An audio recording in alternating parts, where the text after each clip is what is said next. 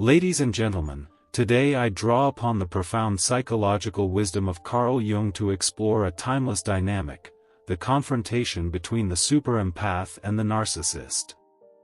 Jung, in his explorations of the collective unconscious and archetypes, illuminated how integrated souls, those who embody deep empathy and self-awareness, can dismantle the false egos of the self-absorbed. As Jung might frame it, only a super-empath, awakened to their inner wholeness, can shatter the narcissist's illusory persona. Let me outline this with two key points, each illustrated by a story. It's foundational to understanding how a super-empath operates in the face of narcissism.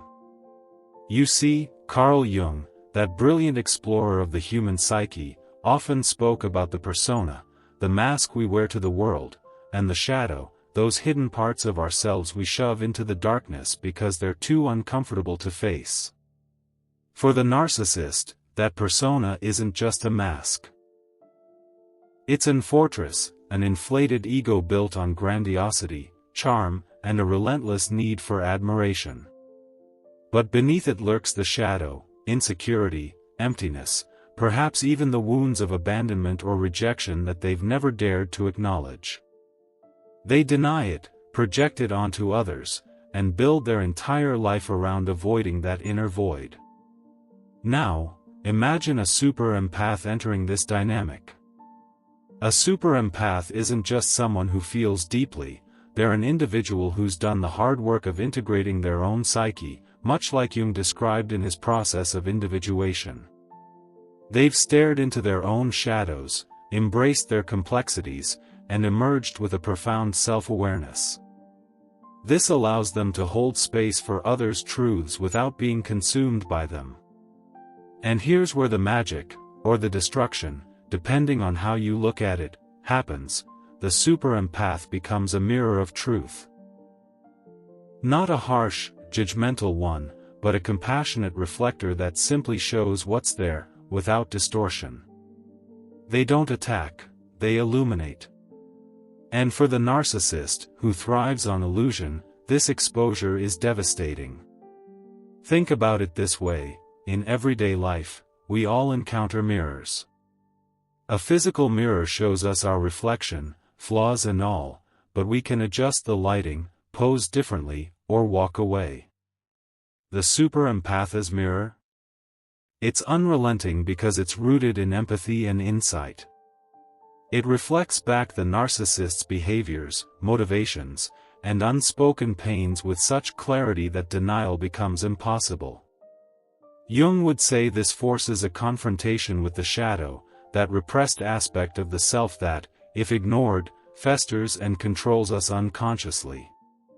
The narcissist might rage, manipulate, or withdraw at first, classic defenses, but the super-empath holds steady, not out of vengeance, but from a place of wholeness. This isn't about winning a battle. It's about inviting transformation. Let me bring this to life with a story, one that echoes the kinds of real human journeys I've witnessed and that Jung himself might have analyzed in his case studies. Picture Elena, a woman in her 40s who'd spent years delving into her own psyche through Jungian therapy. She wasn't born a super-empath. She became one by facing her traumas. Growing up in a family where emotions were dismissed, she learned to sense others' unspoken needs as a survival skill. But instead of letting that define her, she integrated it, using tools like dream analysis and active imagination, just as Jung prescribed. By the time she became a therapist, Elena embodied that rare balance, deep compassion without codependency, insight without intrusion. Enter Victor, a high-powered CEO in his 50s, the epitome of narcissism wrapped in success. On the surface, he was magnetic, sharp suits, commanding presence, a string of accolades. But peel back the layers, and you'd find a man haunted by a childhood of neglect. His father left early, his mother was emotionally distant, so Victor built his empire on proving his worth through dominance and admiration. In boardrooms, he dazzled. In relationships, he demanded unwavering loyalty, discarding anyone who challenged his facade. Colleagues whispered about his manipulations, how he'd take credit for others' ideas or belittle rivals to maintain his superiority. Victor saw therapy as a weakness, but a court-mandated session after a workplace dispute brought him to Elena's door. From the start, Elena didn't confront him head-on. That's not the super-empath's way, it's subtle, profound. She listened as Victor boasted about his achievements, but then, with gentle precision, she reflected, "It sounds like you've built an incredible life, Victor. Yet I wonder, when you push others away or demand their applause, is that echoing something from your past? That little boy who felt unseen, maybe he's still seeking validation in these grand gestures." Her words weren't accusatory, they were an invitation to see himself. Jung called this the mirroring of the shadow, where the empath holds up the unacknowledged parts without fear. At first, Victor deflected. "You're projecting your own issues," he'd snap, or he'd charm her with stories of his triumphs. But Elena remained the mirror, unwavering, empathetic. She shared bits of her own journey, not to overshadow, but to model vulnerability. "I once hid behind helping others because facing my pain felt too raw. But embracing that shadow set me free." This accessibility disarmed him. It wasn't clinical jargon, but relatable truth. Over sessions, cracks appeared. Victor began to notice how his grandiosity isolated him, friends drifted, his marriage crumbled under his control. Elena's reflections amplified this.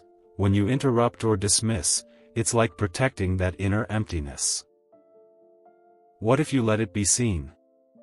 True strength comes from wholeness, not hiding. As Jung taught, the shadow isn't evil, it's potential energy. For the narcissist, integrating it means dismantling the persona, which feels like destruction. Victor hit rock bottom one evening, storming into a session after a deal fell through. "Everyone betrays me," he roared.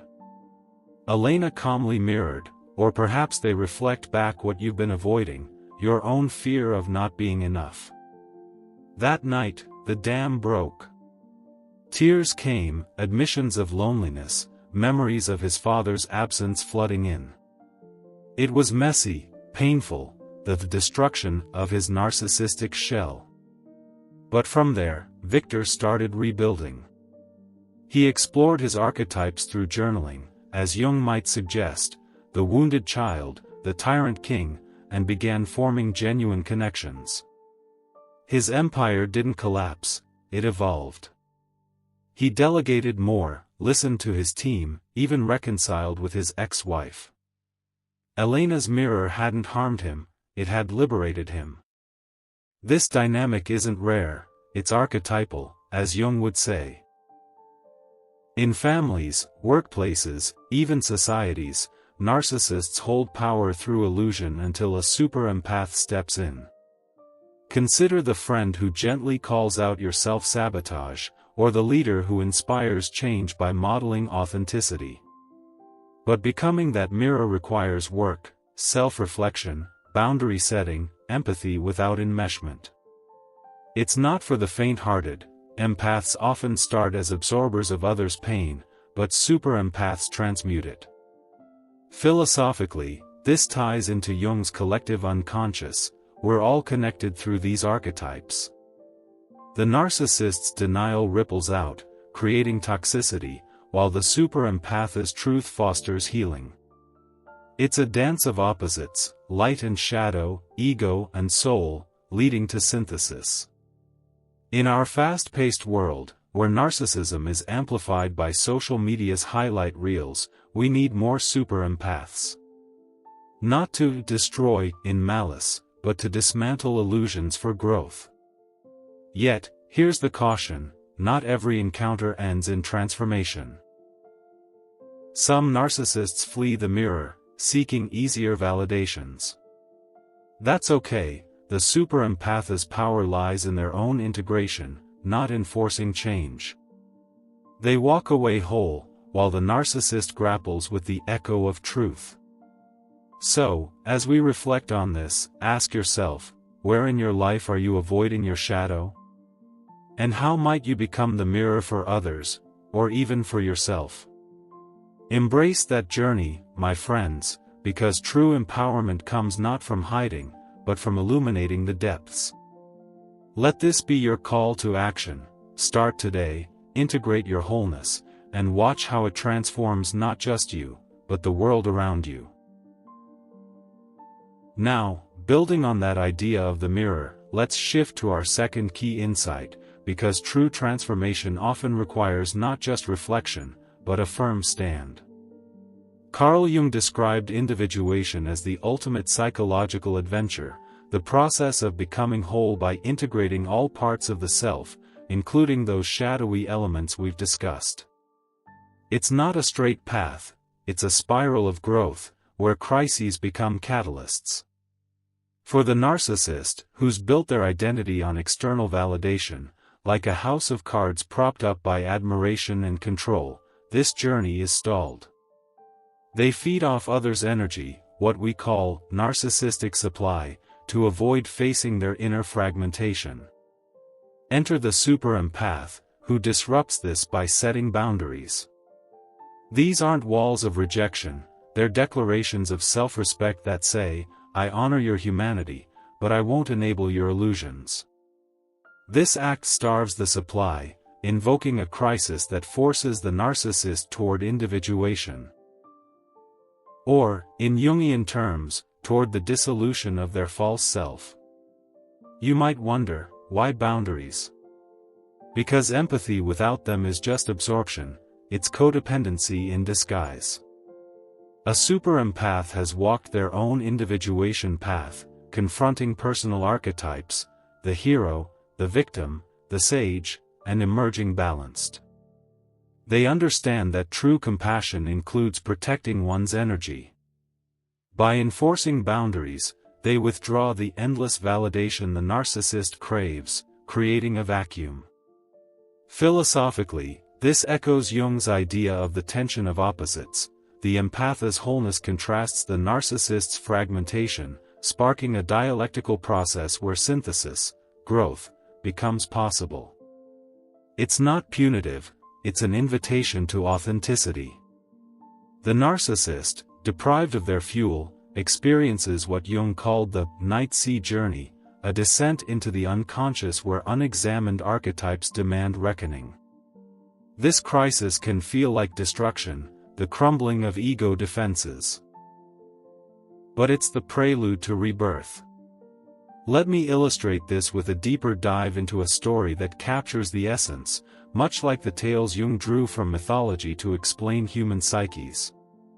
Consider Marcus, an artist in his 30s who transformed his sensitivity into strength through years of Jungian practices. Growing up as the peacemaker in a chaotic family, Marcus once absorbed everyone's emotions, leaving him drained and resentful. But he discovered active imagination, a technique Jung pioneered, where you dialogue with inner figures through visualization and creativity. This helped him harmonize his psyche, turning empathy into a superpower. By the time he met Sophia, a glamorous socialite in her late 20s, Marcus was grounded. Sophia embodied narcissism's allure, stunning events, a curated online persona, but underneath, voids from a privileged yet emotionally barren upbringing. Her parents showered her with material things but withheld genuine connection, so she learned to manipulate through charm and belittling others to feel superior. Their relationship started passionately. Sophia's charisma drew Marcus in, and his depth intrigued her. But soon, patterns emerged. She'd criticize his art to assert dominance. It's cute, but not world-class like my connections. Or demand constant attention, guilting him when he needed space for his work. Marcus recognized the dynamic, he'd seen it in his own past. Instead of retaliating or fleeing, he set boundaries with clarity and compassion. Sophia, I see the pain driving this, that fear of not being enough. But I won't diminish myself to fill your void. Let's connect authentically, or I need to step back. His words weren't cold, they were direct, infused with understanding, much like how Jung encouraged confronting the anima or animus, those inner opposites, with respect. At first, Sophia pushed harder, escalating manipulations, dramatic scenes, silent treatments, even flirting with others to provoke jealousy. But Marcus held firm, withdrawing emotionally without ghosting. He'd respond minimally, I care about you, but this behavior crosses my line. This starved her supply, no more ego boosts from his reactions. Her world began to unravel. Social circles noticed her cracks. Without Marcus's validation, her confidence waned. In Jungian terms, this triggered her individuation crisis. Archetypes surfaced in dreams, the abandoned child, the tyrannical queen, demanding integration. Desperate, Sophia hit a low, isolating herself after a public meltdown. That's when she sought therapy, exploring her shadow through journaling and meditation, much like Marcus had. That the destruction wasn't her end, it was her persona's dissolution. Sophia emerged transformed, pursuing real friendships, volunteering, even apologizing to Marcus. They didn't reunite romantically, but she thanked him, your boundaries forced me to see myself. Marcus, meanwhile, thrived, his art flourishing from the experience. This isn't just personal, it's societal. In toxic workplaces or families, narcissists drain collectives until super-empaths enforce boundaries, sparking systemic change. Philosophically, Jung saw individuation as humanity's collective goal, moving from egocentric to soul-centered living. In our era of performative selves, boundaries are revolutionary acts. Yet, remember, not all crises lead to growth. Some narcissists double down, seeking new supplies. The super-empath's victory is in their sovereignty, they walk away intact. So, here's your reflection, what boundaries will you set today to honor your wholeness? Act on it, because in doing so, you don't just protect yourself, you illuminate paths for others. Embrace that power, and watch transformation unfold.